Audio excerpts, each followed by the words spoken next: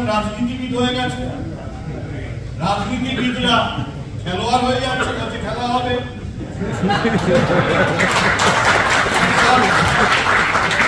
তারা খেলছিল এতদিন, তারা এখন সিনেমা করছে। আর আমাদের মোবাইলের লোকেরা, ডিলাররা কিছু হয়ে যাচ্ছে, hello guys, good morning guys, কিছু চাইছে কোম্পানির পক্ষে তাদের মতন ব্যবহার করতে হবে, বিদেশে ঘুরতে যেতে হবে, তাদের মতন আমার গাড়ি চাই, বাড়ি চাই। এদিকে কি হচ্ছে? এদিকে ব্যাংকের লোন 1 কোটি, ডিস্ট্রিবিউটার পায় 70 লাখ, ঘরে স্টক আছে 1 কোটি টাকা, 70 লাখ নেগেটিভ। এইটা যেদিন থেকে ডিলাররা সকালবেলা উঠে এই হিসাবটা চোখের সামনে দেখতে পাবে না, ভয় প্যান্ট হলুদ হয়ে যাবে জীবনে।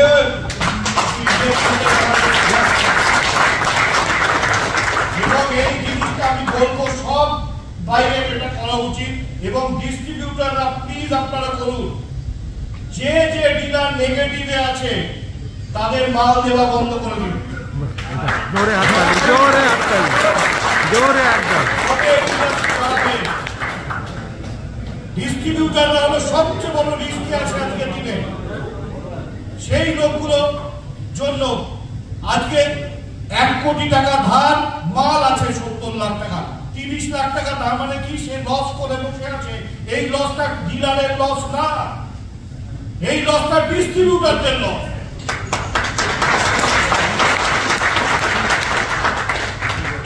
এই ডিলারদের আইডেন্টিফাই করার সময় এসেছে।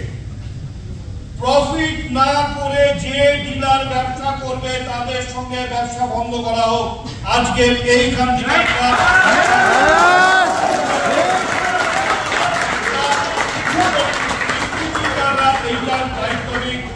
এখানে ডিজি আছে, প্রেসিডেন্ট, সৌরভ আছে সেক্রেটারি, ডিস্ট্রিবিউটর অ্যাসোসিয়েশন থেকে একটা নেওয়া হোক।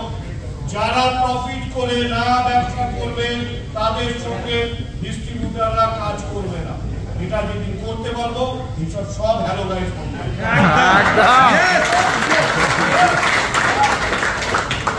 প্রফিট করে ব্যবসা করুন। সারা পশ্চিমবঙ্গের সব ডিলারদের কাছে যেন এই কথাটা চলে যায়। প্রফিট কি সেটা বুঝে ব্যবসা করুন। প্রফিট জিনিসটা কি, খায় না মাথায় দেয়, কোন কাগজে লেখা থাকে, কি করে প্রফিট হয় এটাকে বুঝুন। আমি মোহনজি বিরুল্লাহকে রিকোয়েস্ট করব, ডিলারদেরকে শেখান প্রফিট কাকে বলে, এক্সাক্ট প্রফিট কি, প্রফিট যে কি এটাই লোকেরা জানে না। ট্যাক্স দেওয়ার পরে কি বেঁচে থাকে সেটা কি, আমি সেটা অনুযায়ী কি করতে পারি, লোকেরা বুঝতেই পারছে না। কেটে ছেটে আবার পুরো 12টা বাজিয়ে দিয়েছে। এবং প্রত্যেক মার্কেটে একজন দুজনের জন্য পুরো সার্কেটটা ক্ষতি হচ্ছে। সবাই কম্পিটিশনে নেমেছে কি করে বেশি করে কেটে কম প্রফিটে মাল বেচা যায়।